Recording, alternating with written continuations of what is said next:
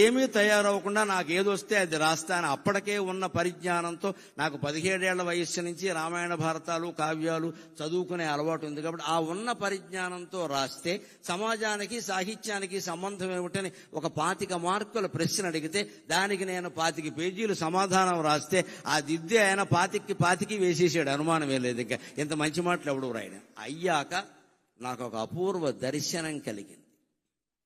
నేను ఆయనకి ఎంత గాఢాభిమానిని అంటే కోడలు దిద్దిన కాపురం ఆయన 100వ చిత్రం కదండి, 100వ చిత్రం, 200ల చిత్రం. కోడలు దిద్దిన కాపురం 200ల చిత్రం. అప్పటికి నేను చిన్నకురాండి. కానీ నాకు ఎంత పిచ్చి అంటే మనం ఎన్టీఆర్ అంటే అభిమానం ఇలా ఉంటే అలాగా అని అంతవరకు ఆయన నటించిన 200 చిత్రాలు ఏంటి, అందులో హీరోయిన్లు ఎవరు, దర్శకుడు ఎవరు, సంగీతం ఎవరు, అందులో టీవీ రాజు సంగీతమా కాదా, అదొకటి నాకు కావాలి. ఇప్పుడు ఆయనకి బాగా ఇష్టం టీవీ రాజు అంటే. టీవీ రాజు గారి సంగీతమా కాదా, ఇలా ఒక పట్టిక తయారు చేశారు. 200 పెద్ద బాటనీ రికార్డు, సైన్స్ రికార్డు లాగా 200 సినిమాలది.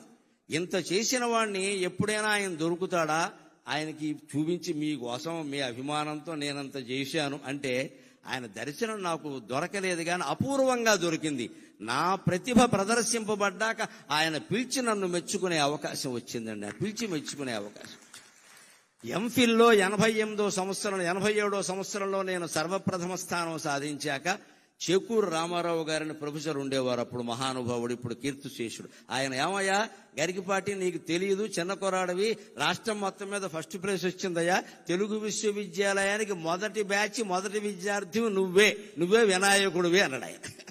అని నీకు రామారావు గారిని చూడాలని ఉన్నారు, జీవితంలో అంతకంటే భాగ్యం ఉంటుందా అన్నాను. చూడాలి, అయితే వెళ్ళవయా అన్నారు. అక్కడికి వెడితే మన నారాయణ రెడ్డి గారు, దొణప్ప గారు లాంటి మహానుభావులు ఉండగా ఆయన పిలిచి నాకు అడ్మిషన్ సర్టిఫికెట్ చేతిలో పెట్టి, నరసింహారావు గారు, ఆయన గంభీరమైన గ్రాంధిక భాష కదా, నరసింహారావు గారు మీరు ప్రథమ స్థానం సాధించారు ప్రవేశ పరీక్షలో, ఎంఫిల్ పట్టాలో కూడా మీరే ప్రథమ స్థానం సాధించాలి అన్నాడమ్మా ఆయన. ఆ ఆశీర్వచనం ఏడాది తిరగకుండా ఫలించింది. మళ్ళీ తెలుగు విశ్వవిద్యాలయంలో 3 బ్రాంచీలు, హైదరాబాద్, రాజమండ్రి, శ్రీశైలం ఉంటే 3ంట్లోనూ సర్వప్రథమ స్థానాన్ని ఈ జీవుడు సాధించగలిగాడు అంటే ఆ రాముడు దయ. ఈ జీవుడికి ఆ రాముడు ఆశీర్వచనం పుష్కలంగా ఉంది. అంత కృతజ్ఞత నాకు ఉండబట్టే రావిపాటి సత్యనారాయణ గారు నాకు ఎన్టీఆర్ అభిమాన సంఘాల సమావేశం అంటే నాకంటే మీరెలా అభిమానం అవుతారండి, నేను మొదటే వస్తాను మీ దగ్గరికి అని చెప్పాను. నేను మొదటే వస్తానంటే మీరు పెట్టుకోండి అన్నా. నేను అంతట ఆశీర్వచనం అలా ఫలించిందండి. మళ్ళీ ఆయనకి ఎంత జ్ఞాపక శక్తి అంటే, నారాయణ రెడ్డి గారు ఉండగా వేదిక మీద 89 సెప్టెంబర్ 6ని ఆయన ముఖ్యమంత్రిగా ఉండగా, నారాయణ రెడ్డి గారు వీసీగా ఉండగా ఆయన పక్క నుండి నా మెడలో బంగారు పథకం వేస్తూ, నరసింహారావు గారు 1.5 క్రితం మీరు అన్నమాట నిలబెట్టుకున్నారు అన్నాడు ఆయన. 1.5 క్రితమే మీతో అన్నాను నేను, మీరు ప్రథమ స్థానం వస్తారని. ఆ ప్రకారం చేశారు. సంతోషం. అంతటి జ్ఞాపక శక్తి ఆ మహానుభావుడికి. ఆ రకంగా నేను అనేక రకాల ఆయన అభినందనలు కాదు, అనుగ్రహాన్ని పొందగలిగాను నిజం చెప్పాలి అంటే. అలాగ వైకుంఠపాళి మీద పాడినటువంటి పాట అంతేకాదు, కొన్ని కొంటె చిత్రాలు కూడా ఆయనకి నన్ను చాలా బాగా ఆకర్షించాయి. జీవిత చక్రం అని సినిమా వచ్చింది. అందులో వాణిశ్రీ ఆయన, మాకు కొత్త డాన్సులు, అప్పుడు కొంచెం కొత్త వాళ్ళంతా వచ్చారు. మన మహమ్మద్ రఫీ పాటలు, పిబి శ్రీనివాస్ ఇక్కడ పాడడం, ఇవన్నీ ఉండేవి. దాంతో రామారావు గారు స్టైల్ కొంచెం మార్చుకోవాల్సి వచ్చింది. ఎక్కడికక్కడ ఆయన మార్చుకునేవాడు కాబట్టే నిలబడ్డాడు రంగంలో. ఊరికి అదే పట్టుకుని వేలాడితే ఉండడు ఎవడో ఇక్కడ. అది నేర్చుకోవాలి నిజంగానే. ఆ జీవిత చక్రం సినిమాలో వాణిశ్రీతో కలిసి ఆయన డాన్స్ చేస్తారంటే మామూలు పాట కాదు అది. కళ్ళల్లో కళ్ళు పెట్టి చూడు ఓ లమ్మి, కళ్ళల్లో కళ్ళు పెట్టి చూడు అని ఎగురుతాడండి. తాడేపల్లిగూడెం కృష్ణా బాలాజీ టాకీస్లో ఆ సినిమా చూస్తూ కుర్చీ మీద ఎగిరిన వాళ్ళలో నేను ఒకడిని.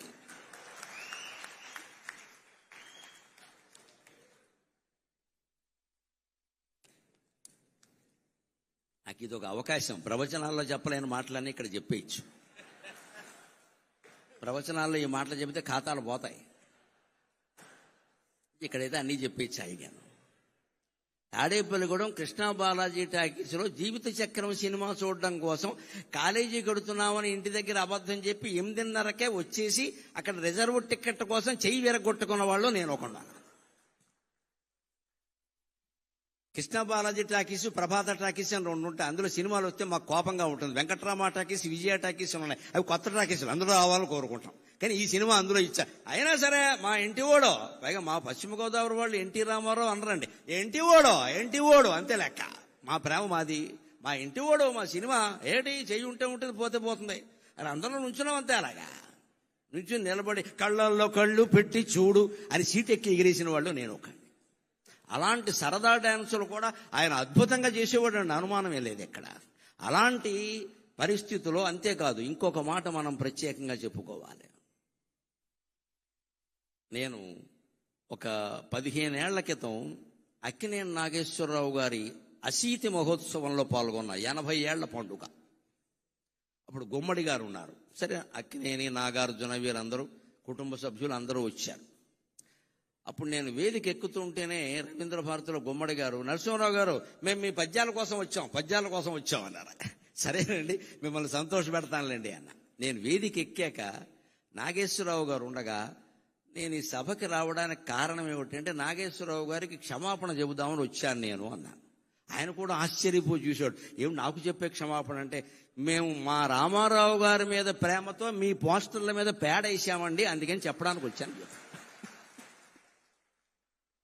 మా అభిమానాలు అలాగే ఉండేవి, అనుమానం. ఎందుకంటే మా కోపం ఏంటంటే, మా బాధ మాకు ఉంటుందండి. అభిమానం అంటే అభిమానమే, ఇంకక్కడ ధర్మాధర్మాలు ఉండవు అక్కడ. పైగా మా వయసు ఏంటి, 70 ఏళ్ళ, 20 ఏళ్ళు కూడా లేవు. మేము మా రామారావు గారు కృష్ణుడు వేశాడు. శ్రీకృష్ణ విజయం అని సినిమా ఎంఎస్ రెడ్డి గారు తీశాడు, కౌముది ఆర్ట్ పిక్చర్స్. రామారావు గారు కృష్ణుడు, మహోదరుడు అని విలన పాత్ర ఎస్వి రంగారావు వేశాడు. ఒక చిన్న నాట్యం కోసం ఎల్వి జయలక్ష్మిని పిలిపించారు, స్వర్గాన్ని నుంచి దించినట్టు. జయలలిత సత్యభామ వేసింది, దేవిక రుక్మిణీదేవి పాత్ర వేసింది, కాంతారావు గారు నారదులు వేశాడు. ఇంత గొప్ప క్యాస్టింగ్ ఉండే సినిమా ఆడకుండా పోయింది. మరి మా కడుపు అంటదా? ఎందుకని? దసరా బుల్లోడు కారణంగా పోయింది. అప్పుడు దసరా బుల్లోడు వచ్చింది సంక్రాంతికి. దసరా బుల్లోడు కారణంగా మా సినిమా ఆడలేదు. అది నాగేశ్వరరావు గారు అయితే, నాగలోకపతి అయితే మా సినిమా ఆడలేదు. మా బాధ మాది. అందుకని మాకు ఎలా ఉండేదంటే పేట చేసేవాళ్ళం అంతే. అందుకని నేను మొహమాటం లేకుండా తర్వాత ప్రవచనాలన్నీ మొదలు పెట్టాక తప్పు ఒప్పుకుంటే పాపం పోతుంది కదా, ఎందుకు వచ్చింది అని నాగేశ్వరరావు గారి సన్మాన సభలో నేను ఇది ఎందుకు వచ్చానంటే మీకు క్షమాపణలు చెప్పడానికి వచ్చానండి. రామారావు గారి మీద అభిమానమే తప్పితే మీ మీద మాకేమి ద్వేషం లేదండి. మీరు మహానటులు, దానికే ఉంది. కానీ మా కోపంతో మేము చేసేవాడిని. నిజం చెప్పారు కదండి, ఇంకెందుకు ఉంటాయి పాపాలండి అన్నాడు ఆయన. పైగా అప్పుడు ఆయన చెప్పారు, మా అభిమానులు తక్కువ వాళ్ళు ఏం కాదండి, వీళ్ళిద్దరూ కొడుకు తెచ్చారు లోకంలో, మేమిద్దరమే దెబ్బలాడుకోలేదండి, మా అభిమానులు రకరకాలుగా ఉన్నారన్న.